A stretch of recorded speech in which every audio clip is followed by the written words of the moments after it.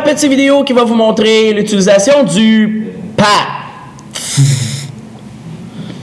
L'utilisation du path, à quoi ça sert le path? Le path. Allons-y. Il faut juste que j'adapte le bureau. Parfait. Alors, pourquoi ici, je me pose une question.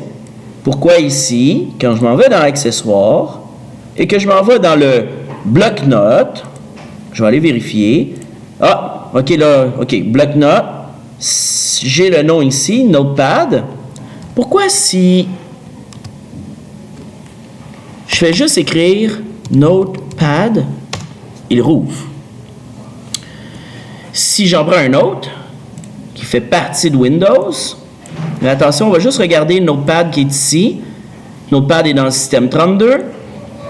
Si je m'en vais dans Accessoires, dans la calculatrice... Oups, c'est pas ça que je voulais faire. Accessoires. Propriétés. Toujours dans le système 32. Si je veux ouvrir la calculatrice, je peux le faire en écrivant WinR Calc. Ça fonctionne. C'est vrai? Si par contre je vais prendre un autre logiciel qui ne fait pas partie de Windows, tel que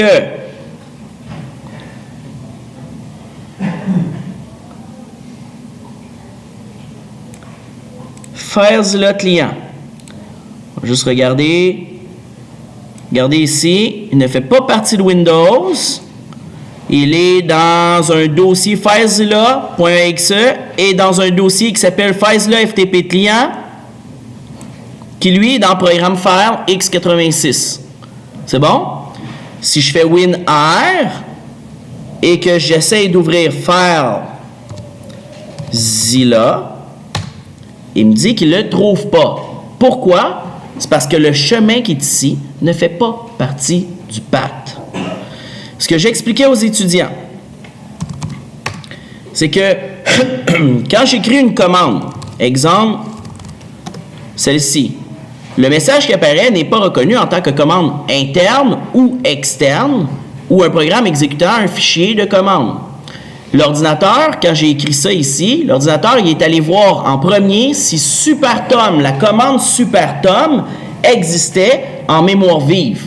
Parce que CMD, quand il rouvre, il va partir plusieurs commandes qui font partie du CMD, telles que CD, dire, del, copy, set. Ce sont tous des commandes qui font partie du CMD. Fait que dès que CMD rouvre, il prend ces commandes-là et il s'en va les placer en RAM. On ne peut pas les retrouver physiquement dans l'ordinateur.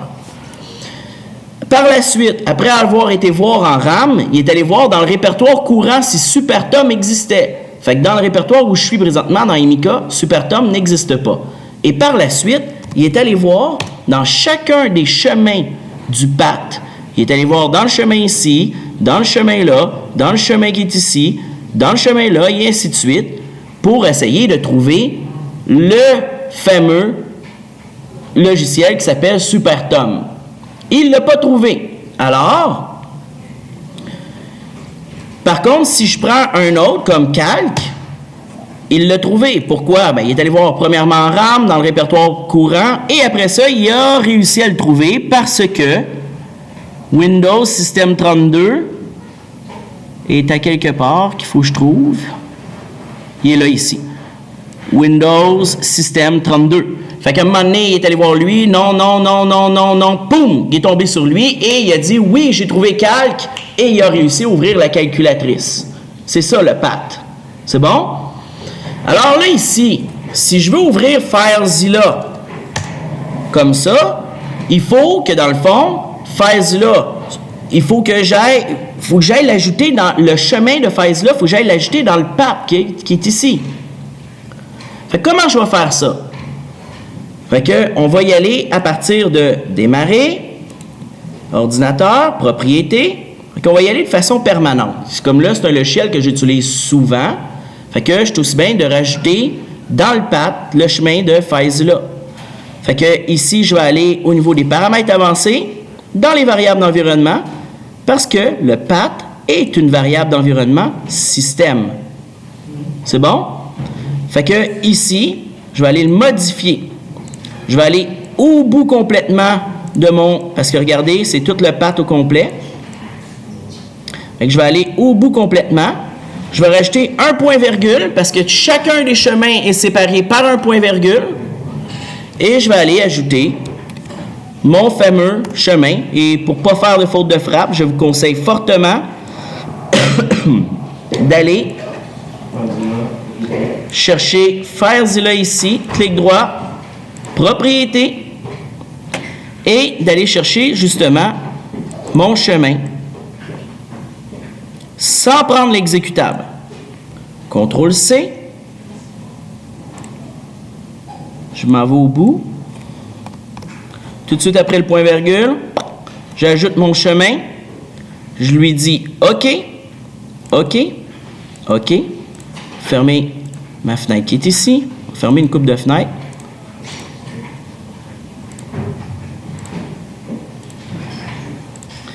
Et WinR, CMD, on va aller s'assurer que le chemin a été bien rentré. Si je regarde avec le path, regardez ici. Programme file, FileZilla FTP, c'est bon? Ce qui veut dire que maintenant, regardez ici, là, FileZilla, il n'est pas dans MIK, il est dans le chemin qu'il y a là.